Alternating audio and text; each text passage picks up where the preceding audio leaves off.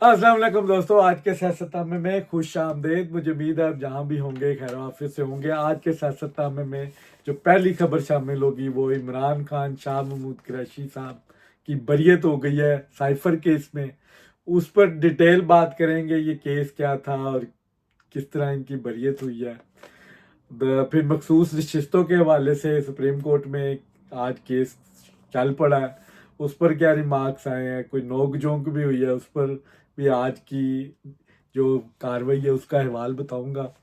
महंगाई के हवाले से, और एक सहाफ़ी ने बाहर, यूथिया सहाफ़ी ने बाहर भागने की, हज पर जाने की कोशिश की है, उसकी डिटेल भी आपके सामने रखूंगा। तो सबसे पहले Islamabad high court justice Aamir Farooq की सरबराही में साइफर केस का फैसला सुन रहा था। ये साइफर केस जो इमरान खान साहब के ऊपर है, पहले तो मैं क्लियर कर दूं, ये केस उनके ऊपर ये नहीं था कि साइफर आया या नहीं आया। असल केस इसका था कि इमरान खान साहब ने साइफर घुमा दिया। वो डोनाल्ड लू की हकीकत अपनी जगह, साइफर आया, इसकी इस पर बात नहीं हो रही। टेक्निकल ग्राउंड्स पे अगर इस्तिखासा ने ये केस किया कि इमरान खान साहब ने ये साइफर घुमा दिया, जो जलसे में लहराया था कि ये डी कोटेड मेरे पास कॉपी है जो अमेरिका ने मुझे धमकी भेजी है। इमरान खान साहब के बकौल इमरान खान साहब के जो उन्होंने बयान 342 अपना जमा करवाया, उसमें उन्होंने कहा कि मैंने जो कॉपी थी ये मिलिट्री सेक्रेटरी को दी थी, और जो मैंने जलसे में लगाई थी कापी, वो कापी नहीं थी, वो तो मैंने सिर्फ बेवकूफ़ बनाया यूथियों को। और जो इमरान खान साहब के प्रिंसिपल सेक्रेटरी था आजम खान, वो कहता है मैंने जो वजारत खारजा से साइफर की कापी आई थी वो मैंने इमरान खान को दी। अब ये जब ट्रायल हुआ, जस्टिस अब्दुल सनाद जुल्करनैन जिन्होंने ये ट्रायल किया, उन्होंने बड़ी जल्दबाजी में किया, इसमें कोई शक नहीं। उन्होंने रात को ये बयान इमरान खान साहब से लिया, रात को आजम खान ने ये बयान दिया, सुबह उन्होंने 342 का बयान इमरान खान का दे के 8 बजे 73 सफ़ों का फैसला सुना दिया। इमरान खान साहब को कैद बोल गई, और शाह महमूद कुरैशी भी उसमें शामिल है। अब ये फैसला इस्लामाबाद हाई कोर्ट में चैलेंज हो जाता है। जब चैलेंज होता है तो जो इस्तिखासा के वकील हैं वो एडिशनल डॉक्यूमेंटेशन की बात करते हैं, हमने और कुछ मुआजमा करवाना है, जिस पर अदालत कहती है इसका मतलब आपका जो फैसला जो जिस ग्राउंड्स पे आपने दिया है वो जल्दी में दिया है, फेयर ट्रायल नहीं हुआ टेक्निकल ग्राउंड्स पर। फिर सलमान अकरम राजा जो नो सॉरी कोई और इनके वकील हैं, मुझे नाम नहीं उनका ज़हन में आ रहा, जो इनको इस केस को देख रहे थे, सफदर साहब हैं वो, उन्होंने बड़े अच्छे दलाइल दिए इस पे, उन्होंने टेक्निकल ग्राउंड्स पे इसको लड़ा केस को। लेकिन एक वीडियो है जो 28 मार्च को अलीमा बाजी ने अदालत के बाहर जस्टिस आमिर फ़ारूक के नाम की है, ये सुनिए। हम आमिर फारूक से अपील करते हैं कि अब उसको मौका है। वो नहीं चाहता कि उसके बच्चे और उनकी अगली नस्लें इनको उन अल्फाज में याद रखें जो एक शर्मिंदगी का बायस हो। आज ये वो दिन आ गए कि ये अपने अगले बच्चों पे, अपने ग्रैंड चिल्ड्रन पे, अगली अगली नस्लों के लिए फैसला कौन देना उनके लिए कि वो क्या चाहते हैं, कि वो किस तरह याद किए जाएंगे अपनी औलाद से। ये ना हो कि आज उनके बच्चे और उनके आगे पोते पोतियां, नवासे नवासियां इनका नाम लेने से शर्मिंदा हो। मैं सिर्फ ये कह सकती हूँ आमिर फारूक। अच्छा, ये वीडियो 28 मार्च को लीमा बाजी ने ये रिकॉर्ड पे है कि उन्होंने आमिर फ़ारूक साहब को पैगाम दिया कि आपकी नस्लें, आपके बच्चे, आपके पोते पोतियां, आपके पास मौका है कि आप बंदे के पुत्र बन जाए, आप इमरान खान साहब को रिलीफ दें, अदरवाइज आपकी जान नहीं छुटनी।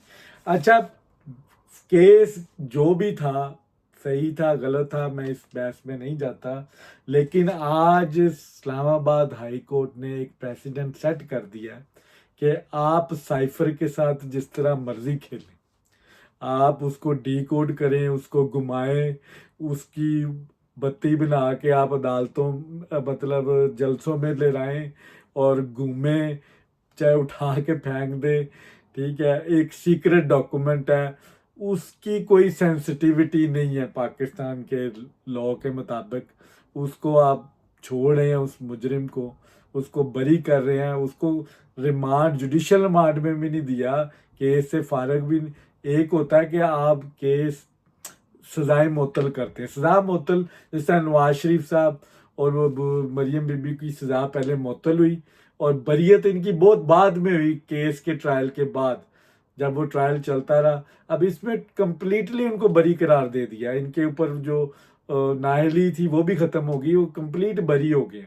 चूंकि वो अभी रिहा नहीं हो सकते शाह महमूद कुरैशी, क्योंकि उनके ऊपर 9 मई के कुछ मुकदमात पिछले हफ्ते ही डाले हैं, आपको 8 को मुकदमे डाले हैं, और मेरी इतला के मुताबिक 9 मई में भी उनको रिलीफ मिल जाएगा, क्योंकि शाह महमूद कुरैशी जब 9 मई हुआ तो वो कराची में थे, उनकी बेगम साहिबा की तबीयत बड़ी ख़राब थी, तो उनकी किसी भी किस्म की इन्वॉल्वमेंट नहीं है। शाह महमूद कुरैशी इज क्लियरली नज़र आ रहा है कि वो बाहर आ जाएंगे ईजीली। अब सियासी तौर पे देखा जाए तो परवेज लाई साहब भी बाहर हैं, लेकिन वो खामोश हैं, वो मैं बता चुका आपको वो डील के जरिए हैं। शाह महमूद कुरैशी बाहर आके क्या इम्पैक्ट डालते हैं, क्या वो एक्टिव होते हैं, और वो जिस तरह स्पेस मौजूद है इस वक्त, पीटीआई के पास कोई बड़ा कद और आवर लीडर नहीं है जो इस वक्त लीड कर रहा है। वकीलों को समझ नहीं आ रही करना क्या, चार चार लोग डिफरेंट ओपिनियंस देते हैं। तो शाह महमूद कुरैशी उस स्पेस को रिटेन करेगा, क्या वो साइड पर होगा ये आने वाला वक्त बताएगा, लेकिन शाह महमूद के पास अपॉर्चुनिटी है कि वो पूरी पार्टी को अपने पीछे खड़ा कर सकता है, उसके पास एबिलिटी है, सीनियर पॉलिटिशियन है, पॉलिटिकल डिबेट भी कर सकता है और मामला को ठीक भी कर सकता है। तो एक बहुत बड़ा रिलीफ है पीटीआई के लिए। अब इमरान खान साहब के ऊपर जो इद्दत वाला केस है, जिसका फैसला शाहरुख अंजुमन करता करता रह गया, अगर वो केस इमरान खान साहब के ऊपर ना होता तो इमरान खान भी बाहर होता।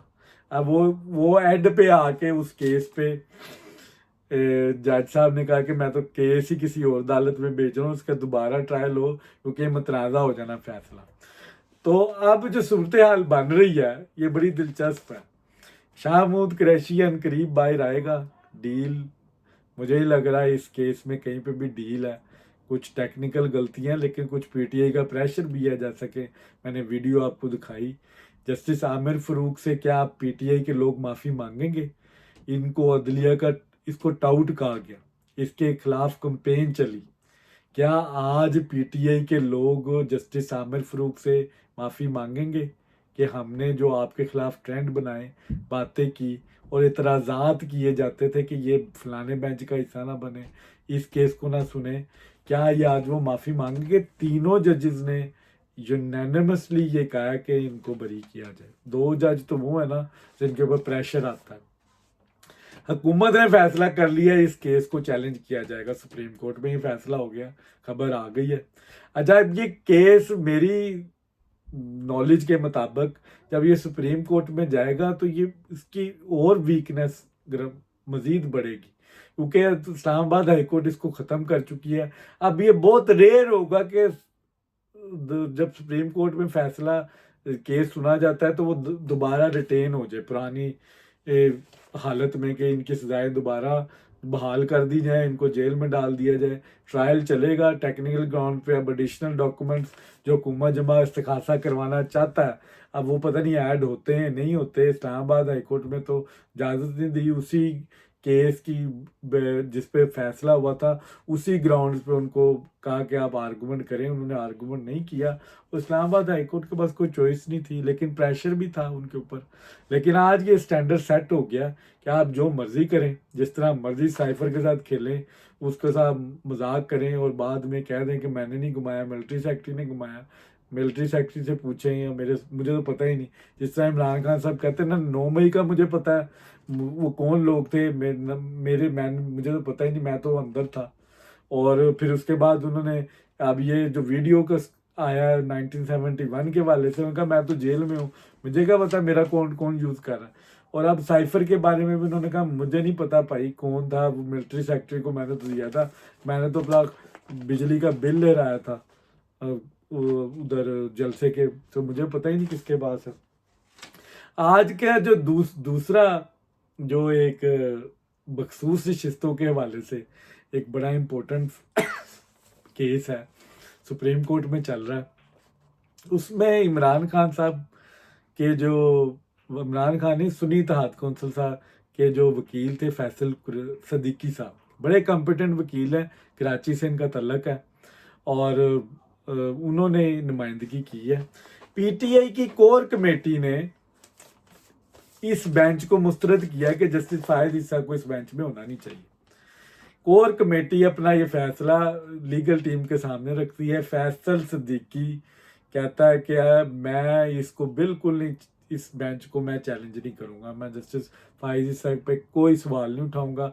अगर आपने मेरी बात नहीं मानी तो केस किसी और को दे दें, मैं नहीं लड़ूंगा। उस पर पीटीआई ये जो सुन्नी इत्तेहाद कौंसिल है ये स्टेप बैक होती है। आज लीगल टीम पेश होती है और उनको कोई इतराज नहीं आता बेंच के ऊपर। फुल बेंच 13 रुकनी बैठता है और वो पूरे आर्गूमेंट सुनते हैं। आर्गूमेंट में कुछ नोक जोक भी होती है। सलमान अकरम राजा साहब रोस्टम पे आते हैं और कहते हैं मैं कंवल शोजब का वकील हूँ जो इसमें मुतासर हैं, मुझे लीव ग्रांट दीजिए, मैंने भी आर्गूमेंट करने हैं। जिसमें चीफ जस्टिस कहते हैं अभी आप जरा साइड पे रहें, हमने आज सिर्फ फैसल सिद्दीकी को सुनना है।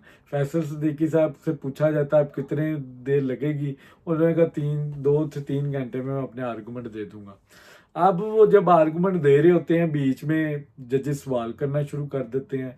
अतर मिनिल्ला साहब, मुनीब अख्तर, मंदू खेल, ये 3 जजेस इनके मेन सवालात बार बार इन्होंने सवाल किया कि जी आर्टिकल 51 का बहुत जिक्र किया कि अवामी जो राइट है उसकी खिलाफ वर्जी हो रही है। एक पार्टी को अवाम ने मैंडेट दिया तो उसके मुताबिक उसको ये सीटें मिलनी चाहिए। अतर मिनिल्ला क्योंकि पहले ही थोड़े से पीटीआई की तरफ उनका टिल्ट है, वो सपोर्ट करते हैं।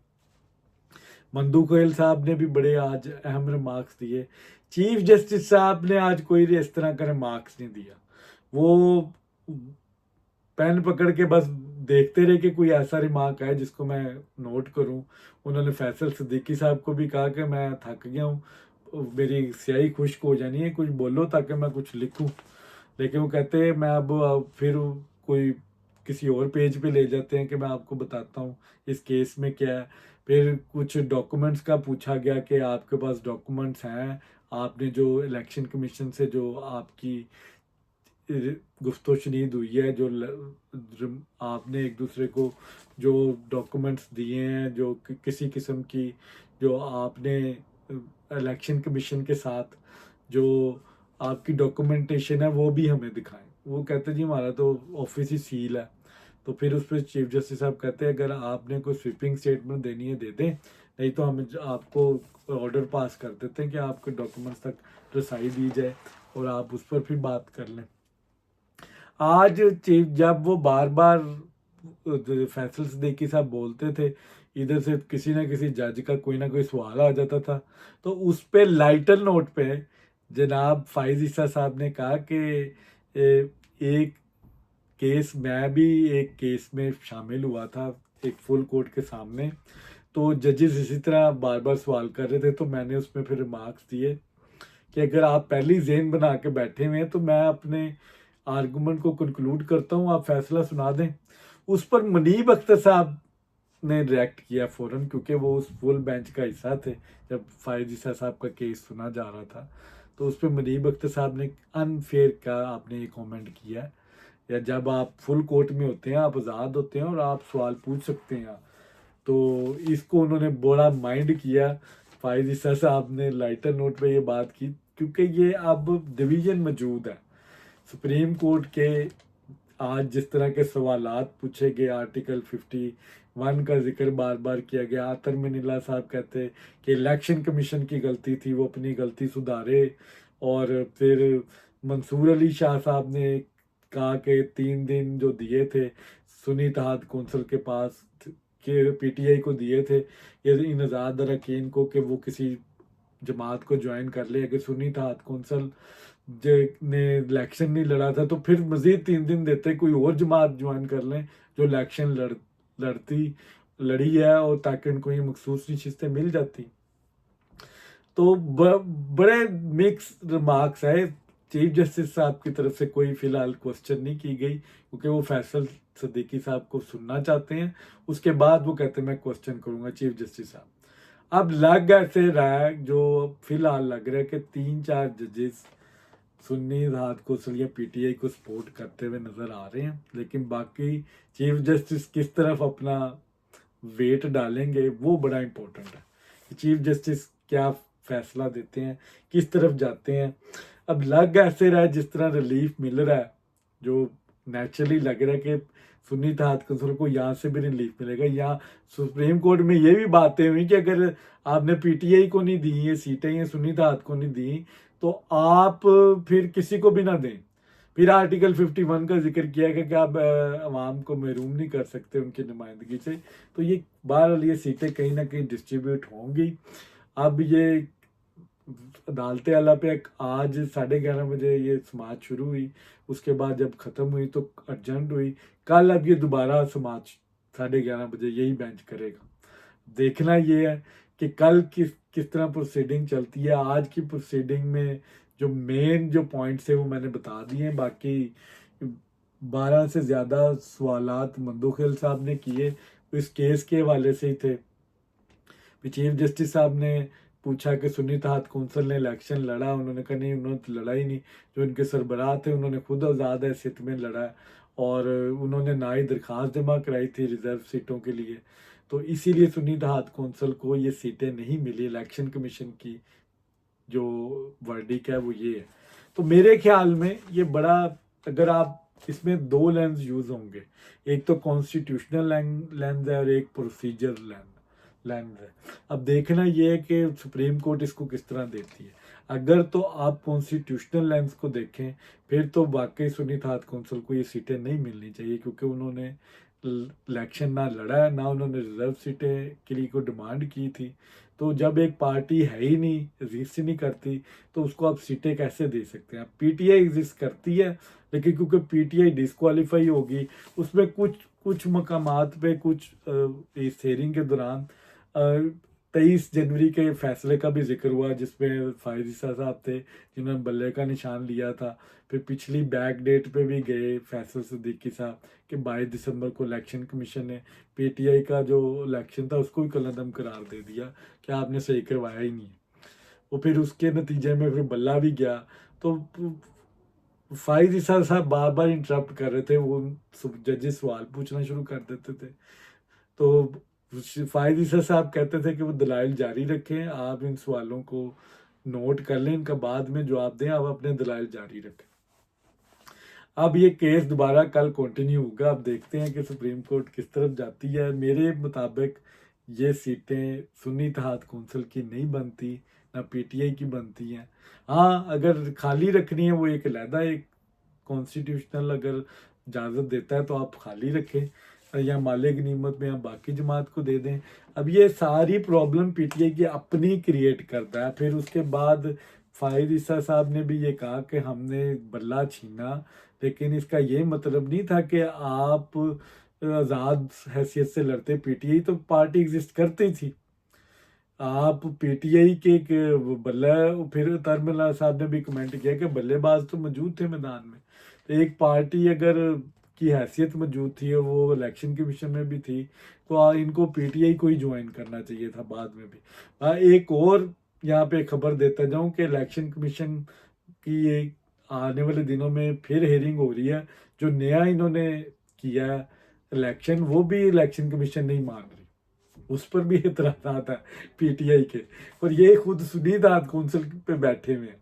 और सुन्नी राहत कौंसल की भी कोई फॉर्मेशन नहीं है, उनके भी कोई सदूर नहीं, कहीं पे कई पार्टी एग्जिस्ट नहीं करती। एक बंदा है वो हामिद रजा साहब, उसके अलावा कोई भी नहीं है। देखना ये सब गंद पीटीआई ने आप डाला हुआ। आज की जो तीसरी खबर है वो इमरान रियाज यूथिया साफी, वो रात को हज पे जा रहा था। एक तो माशाल्लाह इस्टेब्लिशमेंट को दुआएं देनी चाहिए कि उसने दाढ़ियाँ रखवा दी हैं, इनको नमाजी बना दिया। और वो अब हज पे जा रहा था, हज पे जा रहा है वाया दुबई। ये पहला हाजी है, बाकी सारे हाजी सऊदी अरब जद्दा उतरता है या कोई मदीना उतरता है, ये पहला ये जो आया दुबई जा रहा है, और ये दुबई में जाके पता नहीं इसने शांगा लुलू पार्टी को करनी है, उसके बाद जाना था।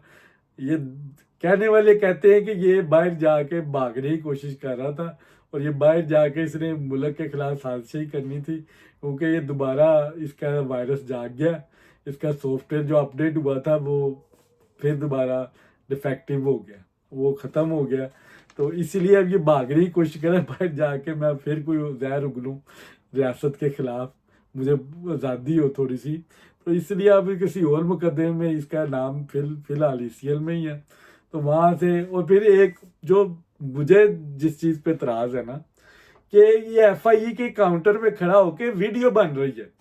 अब पाकिस्तान के कानूनी इदारों से मैं पूछता हूँ कि वहाँ पर कैमरा यूज़ नहीं आप कर सकते, वहाँ पे बकायदा लिखा हुआ है, वहाँ पे बोर्ड लगे हुए हैं कि कैमरा आपने इस्तेमाल नहीं करना। FIA के ऑफिसर की वीडियो बन रही है, ये कंप्यूटर को बकायदा दूसरी तरफ से जाकर देख रहा है। अब कानून किधर है? FIA से बंदा पूछे, पाकिस्तान के रियासती इदारों से पूछे कि आप अलाउ कर सकते हैं, ये दो पाकिस्तान क्यों है? इमरान रियाज कोई क्या वजीर आजम है, साबका वजीर आजम है, इसके हवारी साथ खड़े थे जो वीडियो बना रहे थे, और ये 4-5 लोग कैसे जा सकते हैं FIA के काउंटर पे? जो प्रोटोकॉल बना हुआ है इसका, FIA के जब इमिग्रेशन काउंटर होता है वहाँ पे तो सिर्फ वो लोग जाते हैं जो जिन्होंने ट्रैवल करना होता है, और मोबाइल फुटेजेस तो बिल्कुल अलाउ नहीं होती है, और ये वहाँ पे वीडियोस बना रहे हैं। ये सवाल तो अब पाकिस्तान के रियासती इदारों से पूछना पड़ेगा। ये मोहसिन नकवी साहब आपको जवाब दें, आप ये कौन लोग हैं जो वीडियो भी बना लेते हैं? इसका मतलब हम भी बना लिया करें। अगर ये लाओ है तो फिर सबको इजाज़त दें, फिर इसको क्यों आपने इजाज़त दी है? आज की जो आखिरी खबर है, मरीम नवाज़ जिस तरह पंजाब में काम कर रही हैं बेहतरीन, महंगाई कम हो रही है, महंगाई 38% से 11% पर आ गई है, which is very good news. गरीब का चूल्हा चल रहा है। गरीब लोग, पाकिस्तान के जो डिप्राइव्ड लोग हैं, जब तक वो खड़े नहीं होंगे तब तक पाकिस्तान की इकोनॉमी का पहिया चल नहीं सकता। तो ये बड़ी अच्छी चीज़ है, पाकिस्तान में महंगाई कम हो रही है, और जो इंटरनेशनली है वो इस चीज़ को एक्सेप्ट भी किया जा रहा है। और मज़ीद इसमें कमी आएगी जब और इनिशिएटिव जिस तरह ले रही है मरीम नवाज़, हेल्थ पे जिस तरह काम हो रहा है, और फिर डेली बेसिस पे जिस तरह रेट्स का चेक लिस्ट होता है कि मेक श्योर किया जाता है कि वाकई मंडियों में जो कीमतें हैं उन कम कीमत पे लोगों तक पहुँचे, वे वेरी गुड है। पाकिस्तान इसी तरह ही आगे बढ़ेगा, इसी तरह तरक्की करेगा। शहबाज शरीफ साहब भी चाइना के बड़े इंपॉर्टेंट दौरे पे जा रहे हैं, उनके साथ 100 से ज़्यादा बिजनेसमैन भी जा रहे हैं, which is very good thing कि पाकिस्तान में CPEC 2 की जो बातें हो रही थी वो दोबारा उसको रिवाइव करना चाहिए। पाकिस्तान की इकोनॉमी का पहिया कि बड़ा एक इम्पोर्टेंट फैक्टर है कि चाइना से इन्वेस्टमेंट आए, और पाकिस्तानी लोग चाइना के तजर्बे को यूज़ करते हैं, वहाँ की मशीनरी, जदीद दौर की टेक्नोलॉजी को यूज़ करें और पाकिस्तान की इकोनॉमी को मज़ीद बेहतर करें। ये था आज का व्लॉग। अगर आपको पसंद आया तो लाइक शेयर कमेंट ज़रूर किया करें। बहुत शुक्रिया।